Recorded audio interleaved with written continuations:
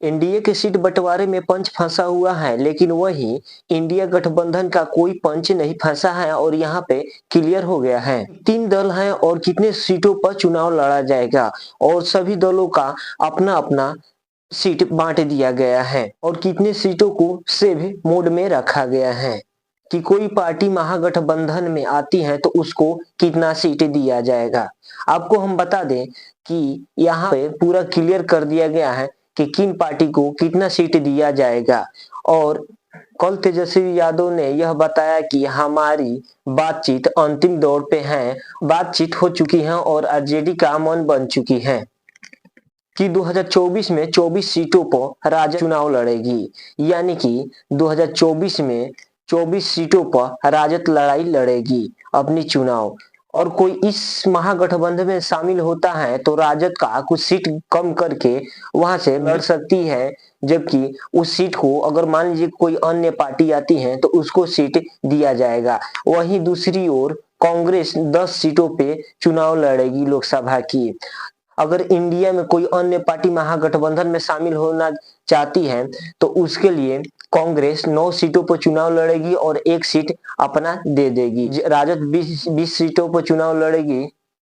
वहीं वहीं वाम दल के जो 3 दल हैं उनको 6 सीट दिया जाएगा, यानी कि तीनों दल को 2-2 सीट दिया जाएगा, जो कि टोटल मिलाकर 38 सीट हो गया और 38 सीट हो गया तो बचता है 2 सीट।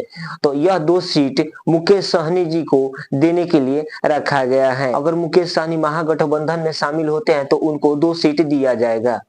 आरजेडी 22 सीटों पर लड़ रही है, कांग्रेस 10 सीट पर लड़ रहे हैं और वाम दल 6 सीटों पर लड़ रहे हैं, जो कि टोटल सीट 38 सीट हो गया है।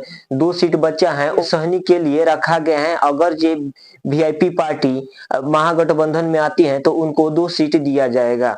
और चिराग पासवान अगर ये आते हैं महागठबंधन में तो कांग्रेस 1 सीट छोड़ती है और राजद 2 सीट छोड़ती है, यानी कि 3 सीट इधर और 2 सीट जो खाली है वो यानी कि 5 सीट चिराग पासवान को दिया जाएगा। चिराग पासवान को 5 सीट दिया जाएगा। अभी फिलहाल चिराग पासवान ने अभी डिसीजन नहीं लिए हैं, लेकिन मन बना लिए हैं कि किस साइड जाना है।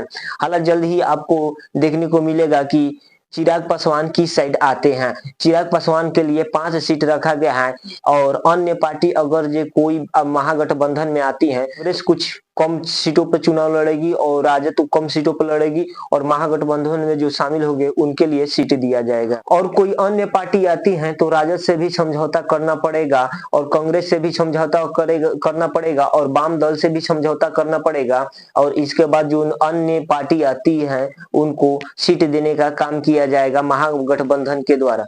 और वहीं जीतन राम मांझी आ जाते हैं, उपेंद्र कुशवाहा आ जाते हैं तो जो सीट बचती है उनको दिया जाएगा, या फिर चिराग पासवान आ जाते हैं तो उनके लिए 5 सीट दिया जाएगा।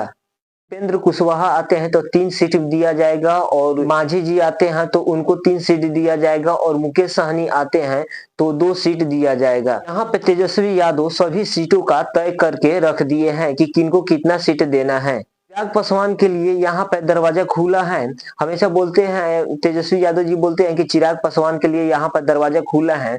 और बात की जाए मुकेश सहनी को तो मुकेश सहनी के लिए अलग से इनवाइट दिया जाता है।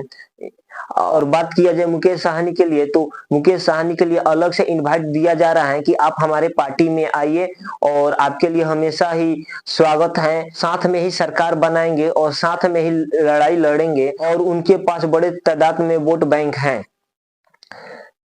मुकेश सहनी के लिए खास करके इनवाइट किया जा रहा है तेजस्वी यादव के द्वारा कि आप हमारे पार्टी में आइए और हम आपको 2 सीट देते हैं और मिलजुल कर सरकार बनाते हैं। हालांकि अभी तक अभी दिल्ली में बैठक चल रहा है, अभी तो फिलहाल निर्णय नहीं लिए हैं, लेकिन जल्द ही निर्णय 1 या 2 दिन में लेने वाले हैं। गठबंधन में अगर महागठबंधन में आते हैं तो उनको 2 सीट दिया जाएगा। देखने लायक होगा कि किस तरह से मुकेश सहनी आते हैं, आरजेडी में जाते हैं। ये बड़ी दिलचस्प होगा, देखने लायक होगा।